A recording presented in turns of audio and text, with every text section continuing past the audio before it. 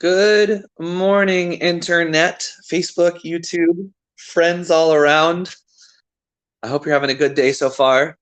Um, I'm calling this one Small Steps for Big Dreams. If you are a regular viewer, you know that I started a 90-day creativity challenge. I'm co-leading a group where we're all challenging ourselves to unlock our creative potential in a way we never have before. And my commitment is to put on a show and sell 500 tickets to the show. And I last Thursday, I believe was the first time I sent an email to a venue that holds 500 people to see if we could make this possible. And now, as of today, 6 days later, one of the venues, actually the one I really want to do it at, Epiphany, sent me some dates in September, which is more than 90 days away. It's basically like 100 or 110 days away, but I'm still going to do that because I think that time frame makes sense. But over the course of 90 days, my goal is to sell 500 tickets or be on track to have 500 tickets sold by the time the show comes around. And I am excited and privy to the how little effort I actually have had to put in to start to make this a reality. Where 7 days ago was like, I have no idea how to play a show for 500 people. And then 6 days ago, I said, okay, well, the first step would be, I am probably that guy, Stormy Ent. Yes, I haven't done an Omegle video in like a year, but yes, I make up songs. Right now, I've been making up songs for strangers in the park. But yes, I play piano, and I'm doing live streams every day where I talk about music, creativity, emotions, love, my life, with the goal of helping you think about your life. And I am standing on the possibility of being the most authentic, vulnerable version of myself to show you a path to be the most authentic and vulnerable version of yourself, because I believe that we have a serious lack of vulnerability and authenticity in this world. And I believe a lot of people are afraid to be themselves. And I have been afraid to be myself, and I'm stepping into saying, you know what, I'm going to be myself. I'm going to not be afraid of being myself. And I'm imperfect and going to share the imperfect parts of me too, because maybe the things about me that I think are imperfect or think are mistakes are actually the best things about me. And maybe the things that you think are mistakes about you are actually the best things about you and the things worth sharing the most. Maybe there's a physical feature of yourself that you think is ugly that there's somebody out there who thinks is beautiful and wants to tell you how beautiful it is, or some mannerism you have that you feel like makes you not fit in, that it's like, well, do that more. You know, I've said, I used to think something was wrong with me, that I couldn't just like put on a tie and play jazz. It's like I have to like sing and scream and yell and be provocative and crazy. It's like, well, yeah, we don't need another freaking white guy to put on a tie and sound like discount Bill Evans, sound like Bill Evans at home. We don't need more Bill Evans at home. We need more Danny Bowers in public who will scream and be crazy and tell jokes and take his shirt off and fight and be over the top, because that's what I'm here for. And you're here for a purpose. So Stormy Ent, yes. I have to disagree with the vulnerability part. I feel like it gives you a reason to improve. I see my failures and imperfections as a reason to improve. Well, I get what you're saying. I think actually we might be more on the same page than you think. Like what I'm saying is, like, it's easy to hide what we perceive as our imperfections, and maybe they're not so bad. Maybe we shouldn't hide them. And like, we hide our failures, but maybe maybe we have to do things we fail at to learn how to make them better. Like, for example, making up the songs on Omegle. Like, not all of those I think are like hilarious and awesome and fun. Some of them I feel like were duds, but I think sharing those and showing those to people will help people see, it's like, oh, hey, this guy like took a chance to like make up a song for strangers and encouraging people to take a chance. And I think being vulnerable is taking chances. I think being vulnerable gives you a reason to improve. So I'm not sure exactly where you're disagreeing, because I think we might be more on the same page than you're saying here. I see my failures and imperfections as a reason to improve. I see failures as data points to help you improve. And I guess I'm seeing that there's no such thing as perfect. And sometimes we think our imperfections are wrong with us, and maybe there's actually nothing wrong with us. And yes, you can improve at playing piano, at telling jokes, at public speaking, at writing. Any skill you have, you can improve at it. But I'm talking about like the deep things that we think are imperfect about our soul, maybe actually aren't imperfect. So 7 days ago, I was like, there's no way I could play a show for 500 people. 6 days ago, I said, okay, you know what? If I'm going to play a show for 500 people, the first thing I got to do is find a space that'll hold 500 people, that will give me a date to play there. So starting 6 days ago, I just started emailing spots. I emailed 1 to 2 spots a day for the past 6 days. And so 6 days ago, I emailed Epiphany. And then on Monday, I emailed them again. And then yesterday, they emailed me back. And now we've emailed back and forth. And today, last night, they said, let's look at September. And then today I said, what dates do you have open? And then they sent me open dates. So I sent those to my band. I reached out to another band. And now I'm going, in just under a week, I'm going from, I don't think I could do a show for 500 people to, I have a venue that holds 500 people.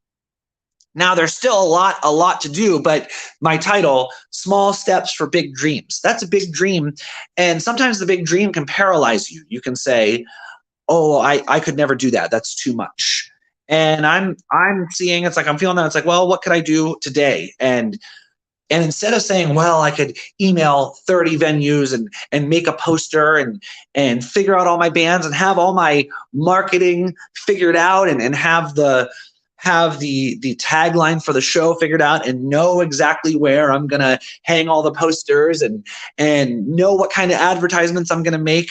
It's like, I don't know any of that stuff yet. I actually, like, a lot of that I don't know, and I'm scared that I'm not going to figure out. But experiments never fail, and I'm experimenting here, and the goal is to get 500 people in the door. And so a week later, I'm publicly showing this process as a way to get me to do it, and a way to encourage you to take a risk and take a step towards your dream, whatever that may be. So I'm very excited about that, and talked with a couple bands about gauging interest and seeing who also would be committed to filling up the room, and who has fan bases. Okay, what did she say again, Stormy? You seem to be talking about acceptance, which is a view I disagree with, as I find parts of Stoicism to be true. I feel like you shouldn't accept who you are, and instead think, okay, well, I will say I'm not as good as I like to be, but that's okay. I think it's both. I had a stream when my streams were just on Facebook. I had one called The Tightrope of Improvement and Self-Acceptance, where I think they're not actually at odds with each other. I think you can't improve unless you accept yourself. I think when I'm sitting here going, I weigh 20 pounds more than I wish I could. That sucks. I'm bad. That doesn't encourage me to consistently get up and run and do push-ups and eat fruit. That actually puts me at odds with where I am. You can only start from where you are. And I could say, I wish I had an advertisement budget of $10,000 so I could run advertisements and play a show for 1,000 people. It's like, I don't. I have an advertising budget of next to zero. Start from where I am. So I think acceptance is a necessary part of improvement. I think saying, here's where I am is how you improve. You can say, here's where I am and here's where I wish I could be, but I accept where I am. There's this powerful exercise I learned from the Landmark Forum of choosing your life, where you say, I choose blank because I choose blank. I choose that I'm 31 years old and I've never toured the world because I choose that I'm 31 years old and I've never toured the world. I choose that I have never played a show for I've never sold 500 tickets to a show because I've never sold 500 tickets to a show. And being able to powerfully own that and not let all my excuses creep up and say, well, COVID happened, and well, I could have if I was doing this and that and whatever. It's like, no, I choose that I have ended up at this point in my life because of every decision in my life so far that has brought me to this point. And now I can move forward from there. So that's where I'm at. So I think self-acceptance is a necessary part of improvement. And I'm not saying don't improve. I'm not saying this toxic, just accept yourself, love yourself for who you are, sit on the couch and eat Oreos all day because it doesn't matter, because it does matter. And I am a person who I am a high achiever. I am a person who strives for things bigger than myself. And I see how for a lot of my life, I have blocked myself because I have paralyzed myself wishing I was somewhere else, wishing that things were different. And instead of saying, oh, here's where things are, and now I can move from there. So I hope that makes sense. Here's a good example of, I have wished I had more confidence talking to women for a long time. And that wish has done nothing except reinforce my story that I don't know how to talk to women, or my fear of talking to women. And so instead I've said, okay, this is scary to me. What can I do about it? It's like, well, what if I just make videos of me, rejection therapy videos? I make videos of me asking people stuff that I feel like I'm going to get a no for, going up to the Starbucks line and saying, can I pour my own coffee? She said, no. I went to a hotel and asked them if I could have a room for free. They said no. And these, especially these early on rejection videos I made, they were really, really hard to do. It was like before I went up to do the rejection, I was manically pacing around.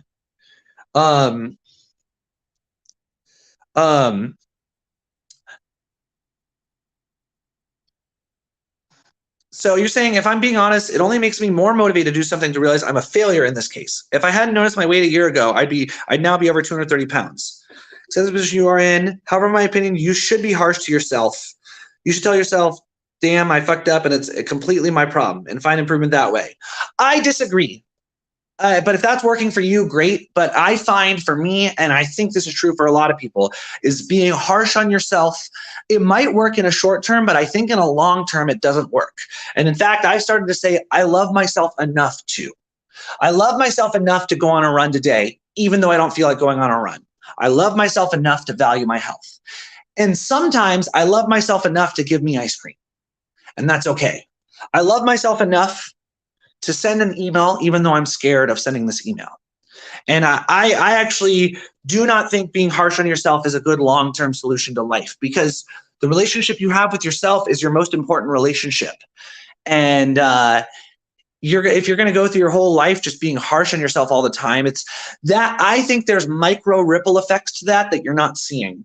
And I think if you can love yourself enough to accept where you are, you're actually going to grow even more. So I'm going to push back on that very hard, because I disagree with that fundamentally. But I appreciate your input. I guess I just think like I know so many musicians who play incredibly but are miserable, and they kind of sound miserable while they're playing because they hate every note they're playing. And I also know musicians who want to be better but love where they're. I'll tell you now, as I've been on this journey of loving myself, especially over the past few months, like I've noticed my piano playing has changed. I've noticed people, I play one phrase and people cheer. People are very moved by what I'm doing. And it's because of the love I have. Instead of thinking, oh, this sucks, like I wish I was better. Oh, that wasn't played, It's like, here's where I'm at, honestly, completely, vulnerably, fully. And people really resonate with it. So where was I at? Basically, I think small steps. What I was talking about is just the small steps of just sending an email, sending one email today. Also, it's crazy how choose to ignore my feelings now to enjoy my life later. I think feel your feelings now, move forward anyways, and then enjoy your life later. I'll tell you, I never let myself cry for 20 years. 20 years, I never let myself cry. February and March was a lot of crying. And I have been so much happier than I've ever been. When I spent my life pretending like I didn't cry, pretending like things didn't bother me, pretending like I wasn't sad, there was a cap on the amount of happiness I could bring to the table. I've told this story on stream a bunch, but I think sometime in March, I was driving to a jam session, and I cried the whole drive there. I cried. I was missing this girl, this relationship that ended at the end of January. I cried the whole way there. Then I wiped my tears, got on my car, walked in, and had an amazing night with all sorts of friends. So I chose to feel my feelings now and show up anyways. I didn't let my feelings dominate me. I said, I feel sad and I'm going to cry and I'm going to let it out. And then 10 minutes of crying and I let it out. And then I said, okay, now I can choose to be happy. So, yeah. Well, I think I'm going to start to wrap it up now. Thanks for the comments, Stormy Ant. I hope you've been challenged with this discussion. I really do think your life will be better. You say you have grand goals, and like I've had grand goals too, and I've been harsh on myself and I didn't achieve them. And as I am being loving to myself instead of just being harsh on myself, I'm achieving my goals. At the beginning of January, I said I'm going to play a show for 150 people, and I did. And it came from self-love instead of being like, oh, you're 30 years old, Danny, and you've never done this, like you're a failure. Like those thoughts just got me out of action, but saying, no, I love myself and I love what I do. And I love what I do so much that I'm going to tell people about it. I've done like 3 shows for over 100 people now this year. And now it's like, okay, I know what I do is awesome. And I love myself enough to challenge myself to step into the discomfort to invite all these people to my show and declare that I'm going to get 500 people to a show in September. I love myself enough to take that risk because the alternative is to wake up at 35 and be in the same spot. So I'll just share this real quick about how these small steps open up other doors, because I've also been like, I have a bunch of music written that I don't have recorded. And I've been saying to myself, I should get this recorded. I should get this recorded. And then I say, oh, studio time is expensive. Oh, scheduling is hard. Oh, like people are busy. Oh, all these reasons to not do it. But it's like, okay, well, now we're in a different place. It's like,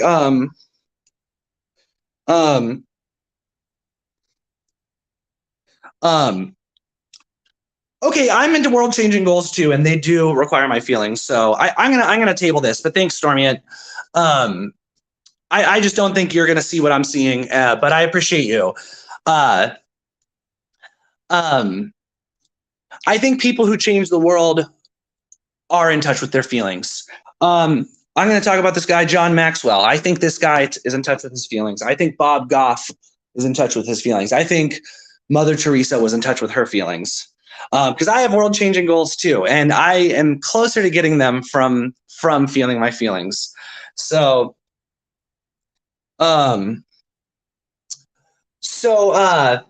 yeah, basically now that it's like, well, I'm about to commit to this date in September for this 500-person show. Well, we need some reason to get people there. Well, an album release definitely would get people there, or at least new music to release over the summer on the way will get us there. So now all of a sudden on June 22nd, we have a studio date booked. We have a date booked to record 8 of my songs that have yet to be recorded. And so this small step of emailing these venues led to me also emailing the band to find out some times that work to record and emailing a studio. So now all of a sudden we have this too. And so the amount of progress toward my goal has increased exponentially from taking small steps toward, like, there's this big goal of do the show for 500 people. And then by taking small steps towards that goal of just send an email, it has opened up this like nested goal in it of record a new album. And as a goal to go towards that big goal. Well, thanks, Stormy, and I appreciate you listening. So, I will change your mind if you keep hanging out here. I can guarantee that. Cool. Well, I'm going to get off here. I've got a friend coming over shortly. And then I'm playing at Firewood Barbecue tonight, 8 to 10 with Luke and Evan. That's always a fun time. So if you're in Chicago in the Wicker Park area, come hang out there. And yeah, have a great day. I will see you all tomorrow.